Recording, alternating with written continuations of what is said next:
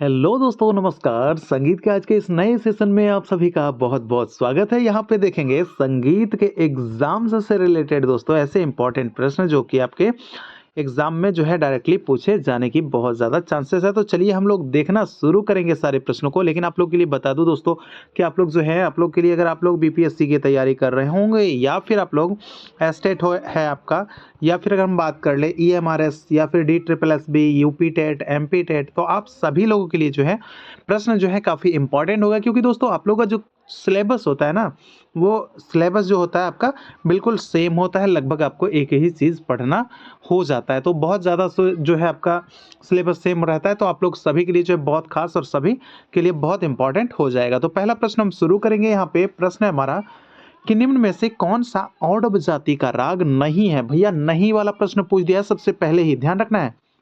क्या ये भोपाली, दुर्गा, कालावती, एक से अधिक, इनमें से कोई नहीं। तो देखिए यहाँ पे औडव में क्या होता है कि जिसके आरोह में 5 स्वर लगेंगे और जिसके अवरोह में भी क्या होगा, जिसके अवरोह में भी क्या होगा, फिर 5 स्वर लगेंगे। तो वही आपका कहलाएगा ना, क्या कहलाएगा, वही तो आपका औडव जाति कहलाएगा। औडव औडव, तो ये आपका औडव कहते हैं या फिर औडव औडव कहते हैं, तो आपका जाति वही होगा। तो इसका जवाब क्या हो जाएगा, देखिए यहाँ पे जो जवाब हो जाएगा औडव जाति का राग कोई नहीं है, तो यहाँ पे हो जाएगा उपयुक्त में से कोई नहीं। कहिएगा क्यों?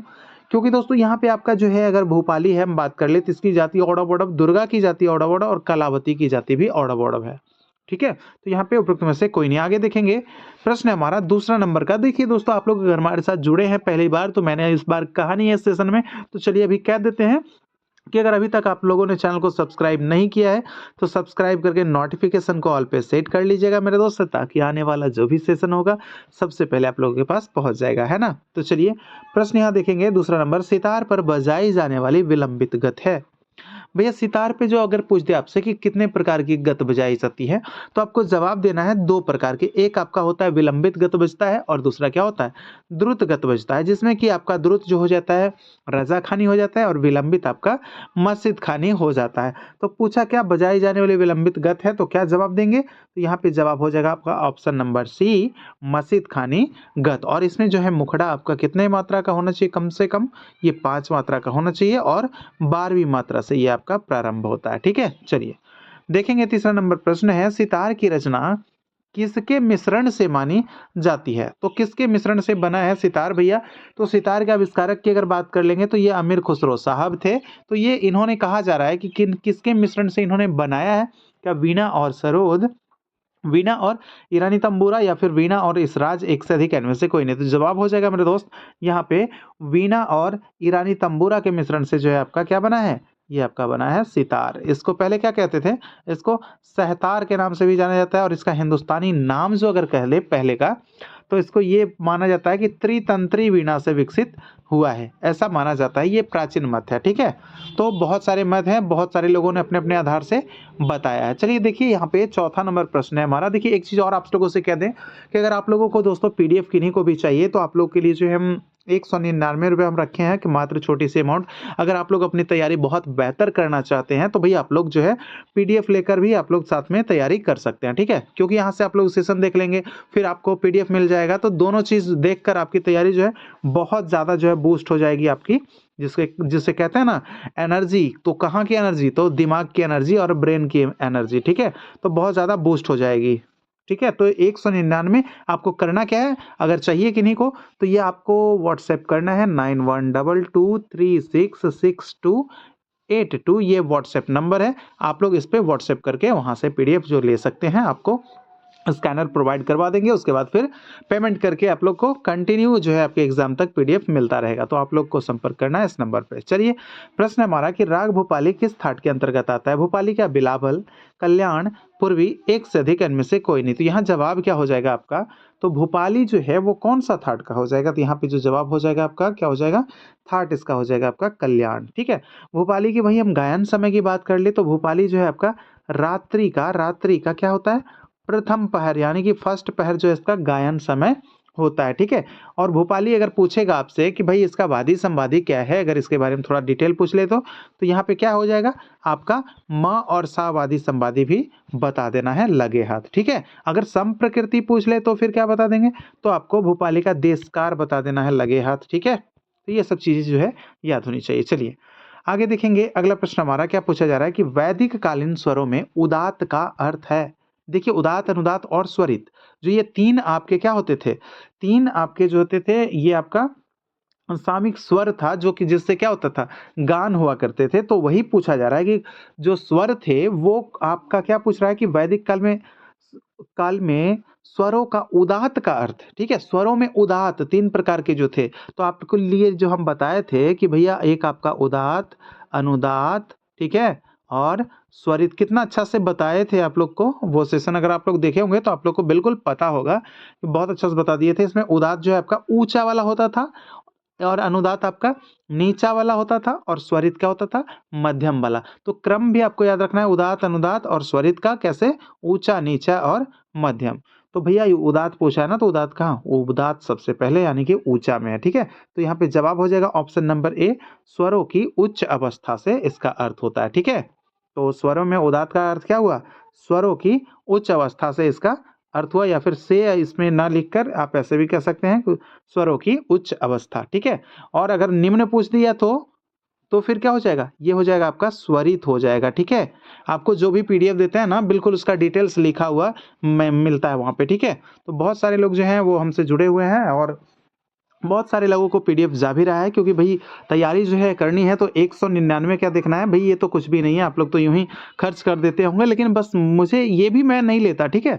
लेकिन हुआ क्या है कि आप लोग को पीडीएफ भी देना ज़रूरी है और मैं उसके लिए मुझे समय का अभाव था तो इस कारण मैंने किन्हीं को दोस्तों रख लिया ताकि वो आप लोग का जो मेरा पढ़ाया हुआ जो है जितना भी सेशन वो पर डे आप लोग को 1 सेशन प्रोवाइड करवाते रहें। तो इसके लिए मैंने उन्हें रखा है तो भाई उनको भी मुझे पेमेंट करना पड़ेगा ना। तो इस वजह से आप लोग से बस 199 एक छोटी-सी रकम है, तो आप लोग जिनको भी चाहिए बेहतर तैयारी करने के लिए तो आप लोग जो है ले सकते हैं पीडीएफ, है ना? चलिए, बाकी जिनका ऐसे ही हो जा रहा है भई तो कोई बात नहीं है, उनको नहीं लेने की ज़रूरत है। चलिए प्रश्न हमारा अगला, कल्याण थाट से जनित राग है, ठीक है? कल्याण थाट से जो जनित राग है क्या भीम पलासी होगा, मालकौंस होगा, केदार, एक से अधिक इनमें से कोई नहीं। तो थाट कल्याण, तो कल्याण का क्या जवाब हो जाएगा आपका यहाँ पे? छठा नंबर जो प्रश्न है इसका हो जाएगा आपका केदार यानी कि ऑप्शन नंबर सी इसका हो जाएगा। ये कौन सा थाट का है? केदार, ये आपका कल्याण थाट का है, ठीक है? अगर वादी संवादी आपसे पूछे कि केदार का वादी संवादी क्या हो जाएगा तो म और सा हो जाएगा, ठीक है? चलिए केदार जो है आपका दिख रहा है, इसकी जाति आप लोग कमेंट कीजिएगा क्योंकि रागों का मैं सेशन बहुत अच्छे से करवा चुका हूं। इसकी जाति क्या है भाई आप लोग कमेंट बॉक्स में कमेंट कीजिएगा, ठीक है? चलिए देखेंगे 7वां नंबर प्रश्न हमारा है कि ब्रह्मताल में कितनी मात्राएं होती है? ब्रह्मताल, भैया देखिए मात्राओं की अगर बात किया जाए ब्रह्मताल में तो हम इसमें बात कर लेंगे। तो पहले आपको आंसर दे दें, यहाँ पे 28 मात्रा होते हैं, वहीं 17 किसका होता है? तो ये आपका शिखर ताल का होता है, 18 सरस्वती ताल और लक्ष्मी ताल का होता है, जो कि आपको पीडीएफ में तो लिखा हुआ मिल जाएगा। अभी आपको यहाँ पे बोल के हम बता भी दे रहे हैं। तो यहाँ पे देखिए ये जो है आपका ब्रह्मताल में कितनी मात्राएं होती है, तो इसके लिए 28 हो गया। अगर आपसे पूछ देगा भाई इसमें ताली कहाँ कहाँ पे होती है, तो एक तो आपको याद रखना है पहली मात्रा, पांचवी मात्रा, सातवीं मात्रा, 11वीं मात्रा, 13वीं मात्रा, 15वीं मात्रा, 19वीं मात्रा, ठीक है ना? देख रहे हैं ना भाई? 19वीं मात्रा, उसके बाद फिर 21 हो जाएगा, उसके भी फिर आपका 23 हो जाएगा, उसके बाद फिर आपका जो होता है 25 होता है, ठीक है? ठीक है? और ये आपका इतना ताली हो गया, कितना आप काउंट करके देख सकते हैं, 1 2 3 4 5 6 7 8 9 10। अरे भाई इसमें कितने हो गए? अब आप तो कॉन्सेप्ट अब क्लियर कर लीजिए। इसमें कितना हो गया? 10 मात्रा। अगर कहाँ-कहाँ पे है भाई तो आपको सब मैंने लिखकर बता दिया है, ठीक है? तो ब्रह्मताल में कितनी ताली? 10 ताली, मात्रा कितने? 28। चलिए अब देख लेते हैं यहाँ पे 8वां नंबर प्रश्न है कि प्राचीन शुद्ध गांधार को आधुनिक स्वर व्यवस्था में क्या कहते हैं? यानी प्राचीन में क्या था भैया? प्राचीन में आपका क्या था? शुद्ध गांधार था। तो क्या अभी उसको क्या कहेंगे? क्या शुद्ध गांधार कहेंगे, तीव्र मध्यम कहेंगे, कोमल गांधार कहेंगे, एक से अधिक या इनमें से कोई नहीं? तो यहाँ पे जवाब क्या हो जाएगा? तो जो प्राचीन में जो आपका शुद्ध होता था ना, उसको आज के समय में क्या कर दिया मेरे दोस्त? उसको आज के समय में कोमल के श्रेणी में रखा गया है। तो जो भी स्वर पहले जो भी स्वर क्या होते थे? जो शुद्ध होते थे, वो आज के क्या हैं? वो आज के कोमल हैं। तो अगर आपसे उल्टा घुमाकर पूछ दिया जाए कि आज के जो आपका कोमल जो स्वर है, जैसे कि कोमल र, कोमल आपका रे मान लीजिए, तो उसको प्राचीन समय में क्या कहते थे? तो भैया जो आज का जो कोमल है, वो प्राचीन का शुद्ध था। जो प्राचीन का शुद्ध गांधार था वो आपका आज का क्या है, कोमल गांधार है। और जो आज का कोमल गांधार है वो प्राचीन का शुद्ध गांधार था। बस यही चीज मैं समझाना चाह रहा था। ठीक है, चलिए देखेंगे 9वां नंबर प्रश्न हमारा क्या है, उद्गाता किस गान से संबद्ध है। उद्गाता देखिए क्या साम से होगा, ध्रुपद से होगा, ख्याल से एक से अधिक इनमें से कोई नहीं। तो इसका आंसर जो हो जाएगा आपका ऑप्शन नंबर सी। देखिए उद्गाता क्या होता था, उद्गाता एक आपका होता था सामगान। ठीक है, सामगान। तो सामगान में तो जो गान करते थे वो तो होते थे, क्या होते थे, ऋत्विज होते थे। ठीक है, ऋत्विज होते थे। और ऋत्विज तो आपके बहुत सारे होते थे। देखिए एक मिनट पहले अभी कमेंट मत कीजिएगा, पहले सुन लीजिए अच्छे से। ठीक है, तो सामगान में बहुत सारे लोग जो थे वो ऋत्विज हुआ करते थे। तो इन्हीं ऋत्विज में से जो है आपके उसमें मुख्य 3 ऋत्विज को चुन लिया जाता था। इन्हें बहुत सारे ऋत्विजों में से 3 ऋत्विज। तो एक आपका जो होता था क्या होता था, उद्गाता होता था, दूसरा प्रस्तोता होता था और तीसरा प्रतिहर्ता होता था। ठीक है, तो जो साम गायन होता था ये इसका जवाब हो जाएगा। और इसका जो प्रमुख जो गायक होता था उसको उद्गाता कहते थे। ठीक है, इसको क्या कहते थे, उद्गाता। तो यही पूछ रहा था यहाँ पे कि उद्गाता किस गान से संबंधित है, तो ऑप्शन नंबर ए आपका सामगान। आगे देखेंगे 10वां नंबर प्रश्न हमारा है, पूछ रहा है राग दरबारी का गायन समय है। राग दरबारी कब गाया जाता है, क्या सायंकाल, प्रातः काल, मध्य रात्रि, एक से अधिक इनमें से कोई नहीं। इसका जवाब यहाँ पे हो जाएगा मेरे दोस्त ऑप्शन नंबर सी हो जाएगा, मध्य रात्रि में गाया जाता है राग दरबारी। ठीक है, वहीं अगर हम बात कर लेंगे तो इसमें ग, ध और नी क्या होते हैं, सदैव इसमें क्या होता है, सदैव इसमें कोमल लगते हैं, कोमल प्रयोग किया जाता है। भाई ये चीज भी आपको याद रखना है, सदैव कोमल लगते हैं। वहीं अगर इससे जाति पूछ दे तो क्या आप बताएंगे, जाति, तो यहाँ पे हो जाएगा आपका वक्र संपूर्ण। ठीक है, जाति इसकी वक्र संपूर्ण मानी जाती है। ठीक है, चलिए देखेंगे अगला प्रश्न हमारा 11 नंबर का प्रश्न है कि राग भीम पलास का वादी और संवादी स्वर क्या है। तो भीम पलासी के बारे में वादी संवादी बताना है। तो इसका जवाब क्या हो जाएगा, भीम पलासी का वादी और संवादी। तो इसका जवाब हो जाएगा ऑप्शन नंबर बी, म और सा इसका वादी संवादी हो जाएगा। वहीं अगर बात कर ले इसकी तो जाति की, तो क्या हो जाएगा, जाति इसका हो जाता है आपका औडव और संपूर्ण। ठीक है, औडव संपूर्ण इसकी जाति हो जाती है। ठीक है, और वहीं आपसे अगर पूछ देगा कि भीम पलासी का गायन समय कब है, तो आपको याद रखना है कि दिन का क्या होगा, दिन का तीसरा पहर। ठीक है, तीसरा पहर। क्लियर, चलिए आगे देखेंगे अगला प्रश्न हमारा 12वां नंबर का कि सारे ग प ध सा का संबंध किस राग से है। सारे ग प ध सा, देखिए एक तो आपको गौर करने वाली बात है, इसका जो संबंध हो जाएगा आपका सीधा सीधा अगर बात कर लें ऑप्शन नंबर बी भोपाली से हो जाएगा। ठीक है, क्योंकि इसमें म है और नी है, क्या है, ये आपका म और नी क्या हो जाता है, वर्जित हो जाता है। तो आप देख लीजिए सारे ग प ध सा क्या हो गया, आपका भोपाली से संबंधित हो गया ना। चलिए 13 नंबर देखेंगे, तिट्ट कत गद्दीगन किस ताल से संबंधित है। क्या एक ताल, दादरा ताल, कहरवा ताल, एक से अधिक, इनमें से कोई नहीं। जवाब क्या हो जाएगा इसका, इसका जवाब हो जाएगा ऑप्शन नंबर ए हो जाएगा आपका एक ताल, टित कत गद्दीगन। ठीक है, दादरा अगर बात कर लेंगे तो इसका मात्रा कितना हो जाता है, मात्रा 6। कहरवा की बात कर लेंगे तो ये 8 मात्रा का ताल है। एक ताल की हम बात कर लेंगे तो इसमें मात्रा कितना हो जाएगा, 12 मात्रा हो जाएगा। ठीक है, तो ये सब चीज भी ध्यान होनी चाहिए। आगे देखेंगे 14 नंबर का प्रश्न है कि पंडित बलराम पाठक किस वाद्य के वादक थे। तो पंडित बलराम पाठक का जो संबंध बताया जाएगा, क्या सरोद से, सुरबहार से, सितार से, एक से अधिक, इनमें से कोई नहीं। तो यहाँ पे जो जवाब आपका हो जाएगा ऑप्शन नंबर सी हो जाएगा, यानी कि सितार। आपको पिछले क्लास में मैंने बता रखा था मेरे दोस्त, क्या आप भूल गए हैं। देखिए सुरबहार, इसके आविष्कारक कौन थे, जरा सा कमेंट कीजिएगा। अगर प्रत्येक सेशन हमारा देखते आ रहे होंगे, प्रत्येक सेशन देखते होंगे, तो आप लोग कमेंट करके बता दीजिए मुझे कि सुरबहार का जो है इसके आविष्कारक कौन थे। चलिए देखते हैं आगे अगले प्रश्न को।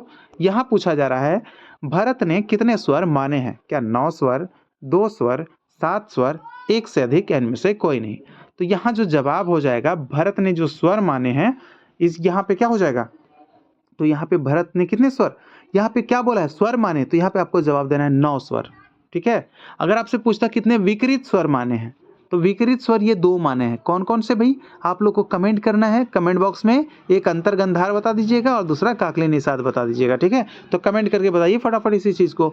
चलिए 7 क्या देखेंगे, तो भरत ने क्या करे हैं, शुद्ध 7 माने हैं। ठीक है, शुद्ध ही आपके 7 स्वर और 2 विकृत, तो आपके कुल क्या हो गए भैया, भरत ने कितने स्वर माने, तभी तो हम 9 आंसर दिए ना। ठीक है, चलिए देखेंगे 16 नंबर प्रश्न हमारा है कि पंचम सवारी ताल के संदर्भ में कौन सा कथन सही है। सही यानी कि सत्य वाला हमको चुनना है। क्या इस ताल के संदर्भ में इस ताल को कथक नृत्य के साथ बजाया जाता है, क्या सही है? जी हाँ, बिल्कुल ये आपका सही है, कथक नृत्य के साथ बजता है। इसमें चौथी मात्रा पर ताली होती है? नहीं भाई, ये चौथी मात्रा पे ताली नहीं होती है। चलिए आप लोग कमेंट करके बताइएगा मेरे दोस्त कमेंट बॉक्स में कि इसमें कौन सी मात्रा पे जो होती है ताली होती है। ठीक है, ये सवाल आपसे। यह 15 मात्रिक ताल है। जी हाँ, ये बिल्कुल सही है। तो क्या पूछा, कौन सा कथन सही है? तो एक आपका ये और एक आपका ये, तो क्या हो जाएगा, उपयुक्त में से एक से अधिक। ठीक है, चलिए देखेंगे 17 नंबर प्रश्न है कि कौन सा राग मल्हार का प्रकार नहीं है। भैया मल्हार का प्रकार नहीं है क्या? कौन सी कान्हड़ा, मेघ कान्हड़ा, चरजू, एक से अधिक, इनमें से कोई नहीं। इसका जवाब का क्या हो जाएगा, मेघ कान्हड़ा नहीं, माफ कीजिएगा, केवल मेघ। तो यहाँ पे जो है नहीं पूछा जा रहा है ना, तो नहीं वाला आपका हो जाएगा ये कौन सी कान्हड़ा। ठीक है, और अगर हम बात कर लेंगे इसका जो प्रकार हो जाएगा कौन, तो ये सब जो है किसके प्रकार हैं, ये सब आपके मल्हार के प्रकार हैं। मेघ मल्हार, चरजू मल्हार, रामदासी मल्हार, तो ये सब जो है आपके मल्हार के प्रकार के अंतर्गत आ जाते हैं। ठीक है, चलिए आगे देखेंगे 18 नंबर का प्रश्न है, पूछा जा रहा है इनमें से किस राग में ग और नी महत्वपूर्ण है। देखिए जहां महत्वपूर्ण लगा ले आपको याद रख लेना है कि भैया ये कुछ नहीं तो आपका वादी संवादी ही पूछ रहा है। ये क्वेश्चन को घुमा रहा है तो भाई घूम ले, वो हम नहीं घूमेंगे, लेकिन ये वादी संवादी के बारे में ही पूछ रहा है। तो इसका जवाब क्या होगा, तो कौन सा ग और नी किसका होगा, क्या भैरव का? नहीं भाई, भैरव का क्या होता है, भैरव का आपका वादी संवादी हो जाता है ध और रे। क्या केदार का? नहीं भाई, इसका भी नहीं होगा क्योंकि ये इसका हो जाता है आपका म और सा हो जाता है। वहीं बिहाग का? जी बिल्कुल, आपका जवाब हो जाएगा ऑप्शन नंबर सी, आपका बिहाग। ठीक है, चलिए देखेंगे अगला प्रश्न हमारा 19 नंबर का कि राग मालकौंस का वादी और संवादी स्वर क्या है। देखिए वहां पे महत्वपूर्ण लिख दे या फिर वादी और संवादी लिख दे तो फिर कहीं से कोई दिक्कत नहीं है, कोई दिक्कत वाली बात नहीं है, आपको ध्यान देना है। ठीक है, तो वादी और संवादी क्या, नीधा होगा, सापा होगा, सा होगा, एक से अधिक, इनमें से कोई नहीं। तो मेरा दोस्त यहाँ पे आप लोग देखिएगा, यहाँ पे जवाब उपयुक्त में से कोई नहीं होगा क्योंकि मालकौंस है ना भाई। तो मालकौंस का जो वादी होता है म होता है और संवादी क्या होता है, सा होता है, ये होता है। तो ये तो है ही नहीं कहीं ऑप्शन में, तो इसलिए इसका जवाब नहीं होगा। चलिए गायन समय लगे हाथ बता दिया जाए मालकौंस का, तो इसका याद रखिएगा रात्रि का क्या हो जाएगा, रात्रि का तीसरा पहर। ठीक है, तीसरा पहर में गाया जाता है मालकौंस राग को। और ये कैसी राग है भाई, इसका प्रकृति कैसा है, तो ये गंभीर प्रकृति की है। ठीक है, कैसी, गंभीर प्रकृति की राग है। ठीक है, चलिए देखेंगे अगला प्रश्न। यहाँ पे 20 नंबर का प्रश्न है। देखिए एक चीज आप लोग को जो भी चाहे आप लोग पीडीएफ ले सकते हैं, 199 पेमेंट कर दीजिएगा क्योंकि वो दोस्तों मुझे उनको भी पेमेंट करना पड़ता है, इसलिए एक छोटी सी जो है अमाउंट आप लोग के लिए रखे है क्योंकि 200 रुपये कुछ नहीं है भाई, 199 आपके तैयारी के सामने। तो बेहतर करना चाहते हैं तो आप लोग ले लीजिएगा, अन्यथा जिनको लगता है कि ऐसे ही काम चलेगा तो भाई चलाइए, फिर ऐसे भी तो आपको बहुत बढ़िया बता ही रहे। ठीक है, तो यहाँ पे जो पूछ रहा है गामा ध ध पगम रे रे सा, ये स्वर समूह किस राग का है। तो ये स्वर समूह जो है कौन सा राग का है, देखिए आप लोग को तो बता दिए, अभी भी हो सकता है बहुत सारे लोगों ने नहीं देखा होगा। चलिए आप लोग को मैं बता देता हूँ कि 9122366282 ये क्या है, 9122366282 ये व्हाट्सएप नंबर है। जिनको भी पीडीएफ चाहिए व्हाट्सएप कीजिएगा। ठीक है, 199 आपको केवल पेमेंट करना है। ठीक है मेरे दोस्त, तो चलिए इसका जवाब क्या हो जाएगा, इसका जवाब हो जाएगा ऑप्शन नंबर ए, भैरव।